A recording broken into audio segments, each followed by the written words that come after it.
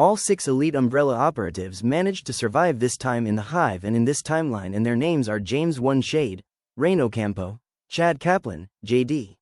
Salinas, Vance Drew, Alfonso Warner. They all managed to survive because of me and the Red Queen. They decided to keep her on and talk to her this time, and it was James One Shade that got upset and screamed, "Please don't kill us, we only came to help." And then she started talking to him before the laser grid started to power on, and then she asked them, "What are you doing here?" And then he said, "We were sent here to shut you down if you became a problem, but we need your help, please don't kill us, we just wanted to know what happened to the people here." And then the Red Queen told them the truth, that they are all now mindless zombies, and that one bite and one scratch and you become one of them. But luckily there's people here that prevent you all from becoming zombies, but you will have to go to the Umbrella vs. IP living quarters. It's the only way you will get the help you all need to survive this nightmare, but when I unlock these doors the zombies will come for you and you must be ready to kill them all.